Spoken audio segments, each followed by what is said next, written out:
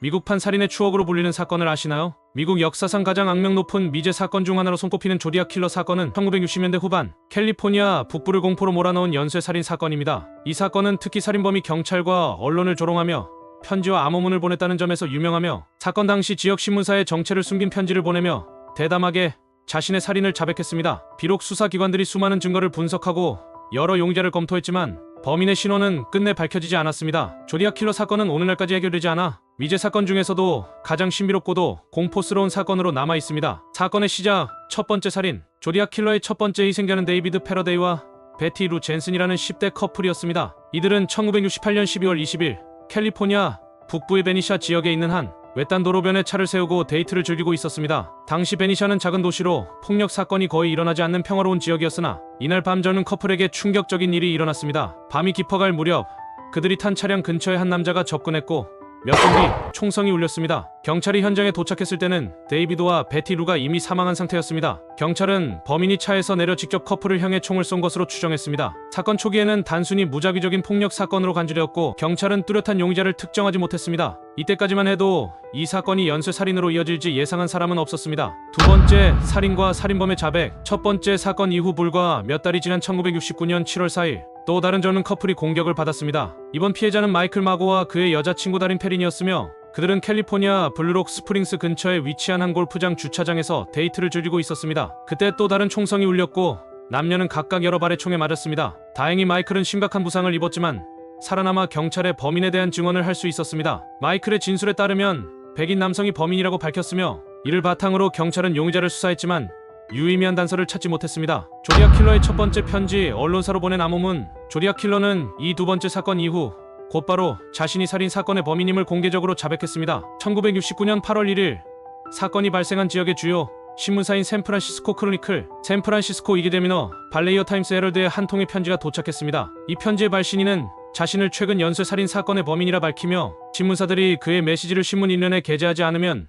추가 살인을 저지르겠다고 협박했습니다. 편지에는 그가 작성한 암호문이 포함되어 있었는데 그 내용에는 자신이 누구인지 밝히고 있다고 주장했습니다. 이때부터 그의 별명인 조디악이 사용되기 시작했습니다. 편지에 포함된 암호문은 매우 복잡했으며 모스부호, 점성술기호, 그리스 문자 등이 혼합된 형태였습니다. 조디악 킬러는 수사기관들이 자신을 잡지 못할 것이라 확신하며 자신이 사람을 죽이는 것을 줄인다고 공개적으로 밝혔습니다. 그의 편지를 해독한 이는 FBI나 CIA가 아닌 고등학교 교사부부였습니다. 그들이 암호문을 풀어낸 결과는 충격적이었으며 조디악은 편지를 통해 살인을 즐기며 인간이 가장 위험한 동물이라고 생각한다는 철학을 드러냈습니다. 사람을 죽이는 건 아주 재미있어.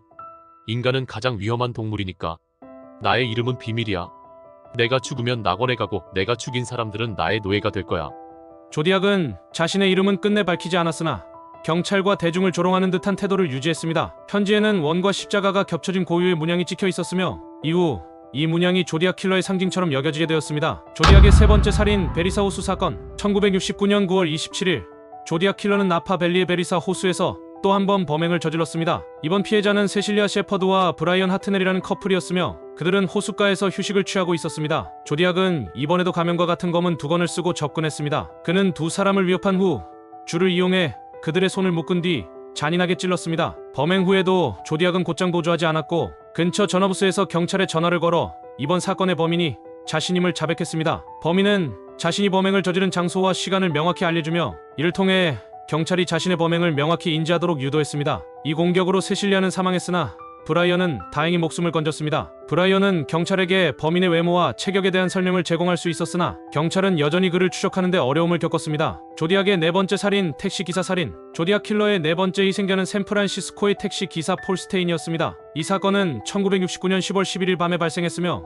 조디악은 폴의 택시에 탑승한 뒤 목적지에 도착하자마자 그를 살해했습니다. 목격자들은 범인이 택시에서 하차하는 모습을 목격했으며 범인의 특징으로 건장한 백인 남성이라는 점이 제시되었습니다. 이후 경찰은 몽타주를 공개했으나 용의자에 대한 결정적인 단서는 얻지 못했습니다. 이 사건으로 인해 샌프란시스코 주민들은 극도의 공포에 휩싸였고 경찰은 조디악이 학교 버스를 습격하겠다는 그의 협박에 대응하기 위해 무장한 경찰을 학교 버스에 배치하는 등 비상대책을 마련했습니다. 주요 용의자와 수사의 난항. 조디악 킬러 사건을 해결하기 위해 경찰은 수년간 여러 명의 유력한 용의자를 조사했습니다. 그중 가장 유명한 용의자는 아서 리 앨런이었습니다. 앨런은 전 해군 출신으로 조디악의 묘사와 비슷한 신체적 특징을 지니고 있었으나 필적과 지문 검사를 통해 조디악과 일치하지 않는 것을 확인했습니다. 또한 그의 DNA 역시 조디악의 것으로 여겨지는 증거와 일치하지 않아 결국 풀려났습니다. 다른 용의자로는 게리 프랜시스 포스트가 있었습니다. 포스트는 이마에 있는 흉터가 조디악의 몽타주와 유사하다는 이유로 주목을 받았으나 역시 결정적인 증거가 부족해 수사는 종결되었습니다. 암호문 해독의 진전과 여전한 미스터리. 조디악 킬러 사건은 발생 후 50년이 넘도록 해결되지 않았으며 조디악이 보낸 여러 암호문은 여전히 일부만 해독된 상태입니다. 그러나 2020년 12월 민간인 3명으로 구성된 탐정단에 의해 조디악 암호문 중 하나인 340 암호문을 해독하는 데 성공했습니다. 이 암호문은 수십 년간 전문가들과 암호학자들을 좌절하게 만든 복잡한 구조를 지니고 있었으며 조디악 킬러가 FBI와 경찰을 비웃는 내용이 담겨 있었습니다.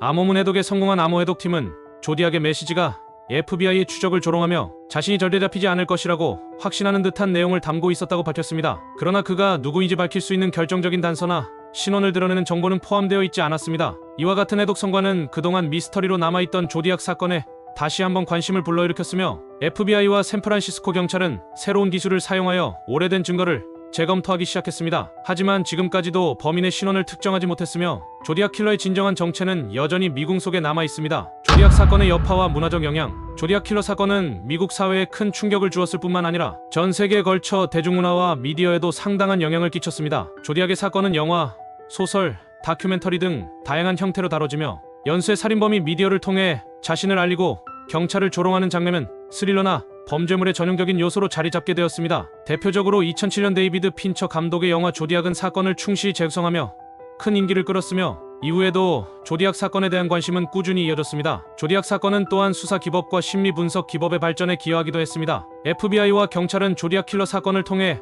범죄자의 심리와 행동 패턴을 분석하는 수사 기법을 발전시켰고 프로파일링 기술이 주요 수사 도구로 자리 잡게 되는 계기가 되었습니다. 이러한 기법들은 이후 많은 연쇄 살인범 수사에 적용되어 중요한 단서를 제공하게 되었으며 현대 범죄 수사에 큰 기여를 했습니다. 여전히 풀리지 않는 의문. 조디악 킬러 사건은 수십 년이 흐른 지금도 미제 사건으로 남아있으며 여러 수사기관과 민간 조사팀들이 여전히 범인의 정체를 밝히기 위해 노력하고 있습니다. 특히 2020년 이후 DNA 분석 기술이 급격히 발전하면서 여러 미제 사건이 해결된 사례가 늘어났으며 조디악 사건에도 이러한 기술이 적용될 가능성이 높아졌습니다. 현재까지 발견된 여러 단서와 증거를 바탕으로 일부 사람들은 조디악의 정체가 결국 드러날 것이라 믿고 있지만 이미 많은 시간이 흘러 실제 범인이 사망했을 가능성도 제기되고 있습니다. 조디악 킬러는 그 당시 시대적 상황과 경찰 시스템의 한계를 교묘히 이용한 범인으로 그의 존재는 단순한 미제 사건을 넘어 사람들에게 인간의 악과 공포를 상징하는 존재로 기억되고 있습니다. 조디악 킬러 사건은 법과 질서가 절대적일 수 없으며 인간이 범죄에 대해 여전히 많은 것을 이해하지 못하고 있음을 여실히 보여준 사례로 남아 있습니다. 이 사건이 해결될 가능성은 여전히 불투명하지만 조디악의 암호와 미스터리가 완전히 해명되는 날이 올 것이라는 기대는 여전히 많은 사람들에게 남아 있습니다. 오늘의 이야기는 여기까지입니다. 구독과 좋아요는 영상 제작에 큰 힘이 됩니다. 시청해주셔서 감사합니다.